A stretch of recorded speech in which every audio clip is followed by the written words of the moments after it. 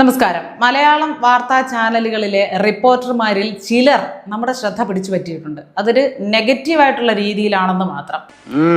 മഹത്തായ ചിന്താഗതി. റിപ്പോർട്ടർ ചാനലിലെ റഹീസ് എന്ന റിപ്പോർട്ടറെ കുറിച്ചാണ് ഞാൻ പറയുന്നത്.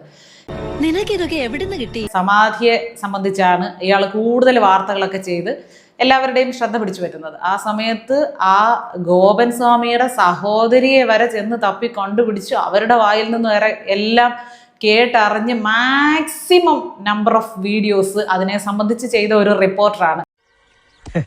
എന്താലേ അവൻ ആ ശുഷ്കാന്തി കണ്ടമല്ലയാ വൃത്തി കിട്ടവനെ നീ എന്തിനാണ് അവന്റെ സുസ്കാന്തി നോക്കുക? അയ്യോ വാക്കുകളുടെ അന്തസ്സത്തെ മനസ്സിലാക്കി സംസാരിക്കുമല്ലേ.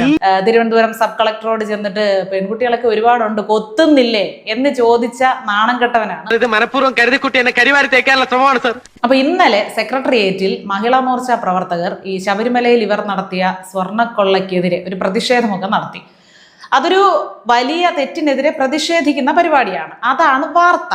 അപ്പൊ ഈ വാർത്ത എല്ലാ ചാനലുകളും കൊടുക്കുന്നതല്ലേ, മനസ്സിലായില്ലേ? പ്രതിഷേധം എന്നുള്ള വാർത്ത എല്ലാ ചാനലുകളും കൊടുക്കുമ്പോൾ ആ വാർത്തയ്ക്കുള്ളിൽ നിന്ന് എന്തെങ്കിലും എക്സ്ക്ലൂസീവ് ആയിട്ടൊന്ന് ചൊരണ്ടി എടുത്ത് അതിൽ തന്നെ വിഷം മാക്സിമം കലർത്തി അവതരിപ്പിച്ചാൽ കുറച്ച് ആളുകളും കൂടി കാണും. നമുക്കൊരു എക്സ്ക്ലൂസീവ് വാർത്ത കിട്ടും. ആ റിപ്പോർട്ടർ ആരും കാണാത്തത് കണ്ടുപിടിച്ചു എന്നൊരു എക്സ്ട്രാ ക്രെഡിറ്റും കിട്ടും. ഉദ്ദേശം എനിക്ക് മനസ്സിലായി. ഇതൊക്കെ പ്രതീക്ഷിച്ചായിരിക്കാം ഇന്നലെ ഒരു വാർത്ത പുള്ളി ചെയ്തത്. തനിക്ക് വേറെ ഒരു ജോലിയില്ലേ? നമ്മുടെ ഒരു പ്രധാന ജോലി ഇതാണ്. വെജിറ്റബിൾ തന്നെയാണോ നോക്കിയോ? ബിരിയാണി നോക്കിയില്ല. ഇവിടെ വരുന്നവർക്ക് ബിരിയാണി കൊടുത്ത് വിളിച്ചതല്ല. അതായത് ഈ മഹിളാ മോർച്ച പ്രവർത്തകർ ഇങ്ങനെ ബാരിക്കേഡൊക്കെ ചാടി കടക്കാൻ ശ്രമിക്കുന്നു, വലിയ രീതിയിൽ പ്രതിഷേധിക്കുന്നു. അപ്പൊ ഉച്ചയ്ക്ക് 1:40 മണിയായി, ആഹാരം ഒന്നും കഴിക്കാതെയാണ് ഇവരൊക്കെ ഇങ്ങനെ നിന്ന് സ്വാമിയെ ശരണമയ്യപ്പൊക്കെ വിളിച്ച് പ്രതിഷേധിക്കുന്നത്. ഇവിടെ കുറേ ബിരിയാണി അടുക്കി വെച്ചിട്ടുണ്ട്. ഇയാളുടെ കണ്ണ് നേരെ ബിരിയാണിയിലേക്ക് പോയി. അങ്ങനെ തന്നെയാ, കെട്ടിയാലും കടിക്കും കെട്ടിയില്ലെങ്കിലും കടിക്കും. ആ ബിരിയാണി എന്ത് ബിരിയാണിയാണ് എന്നറിയുക, അതിനെ എക്സ്ക്ലൂസീവ് വാർത്തയാക്കുക എന്നുള്ളതാണ് ഈ വിഷത്തിന്റെ ലക്ഷ്യം. ഇത് ഇയാളുടെ സ്ഥിരം പരിപാടിയല്ലേ? ഞാൻ കുടുങ്ങി ചാർലി, ശരിക്കും കഴിക്കുന്നതൊന്നും ഞങ്ങൾക്കൊരു പ്രശ്നമല്ല.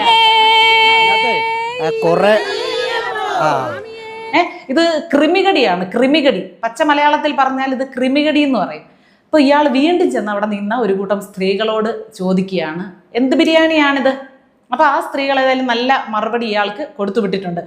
കൊല്ലക്കടയിലാണ് സൂചി വിൽപ്പന. ഇയാൾ ഇങ്ങനെ കുത്തി കുത്തി ചോദിക്കാൻ, അതിനകത്ത് ചിക്കൻ ബിരിയാണി ആണെങ്കിൽ എന്താ വല്ല പ്രശ്നമുണ്ടോ? മട്ടൻ ബിരിയാണി ആണെങ്കിൽ വല്ല പ്രശ്നമുണ്ടോ? അവർ കഴിച്ചാൽ ഇറങ്ങത്തില്ലേ? ഇവരെന്താ ശബരിമലയിലാണോ നിൽക്കുന്നത്? ഏതെങ്കിലും ക്ഷേത്രവളപ്പിൽ നിന്നാണ് ഇവര് പ്രതിഷേധിക്കുന്നത്? ഇന്നിപ്പോ കേരളത്തിലെ സ്ഥലങ്ങൾ എടുത്തു നോക്കിയാൽ ഏറെക്കുറെ ഏറ്റവും മലിനമായിട്ടുള്ള ഒരു ഏരിയയാണ് സെക്രട്ടേറിയറ്റ്. അവിടെ നിന്നല്ലേ അവർ പ്രതിഷേധിക്കുന്നത്. അപ്പൊ അവർക്ക് ചിക്കൻ ബിരിയാണി അല്ലെങ്കിൽ നോൺ വെജ് കഴിച്ചാൽ എന്താ? എനിക്ക് അർജന്റായിട്ട് സ്ഥലം വരെ പോകാനുണ്ട്, വണ്ടി എടുക്കണ പൊട്ടാ. ഏറ്റവും വലിയൊരു കൊള്ള നടത്തി, നാണംകെട്ട ഒരു കൊള്ള ഇവിടെ നടന്നു. അപ്പൊ ഒരു തെറ്റിനെതിരെ പ്രതിഷേധിക്കുന്നവർക്കെതിരെ എന്ത് വാർത്ത ചെയ്യാമെന്ന് ചിന്തിക്കുന്ന തരത്തിലേക്ക് തരം താഴുന്ന റിപ്പോർട്ടർമാർ അല്ലെങ്കിൽ മാധ്യമ പ്രവർത്തകർ. അപ്പൊ കാണാം. See you. Bye.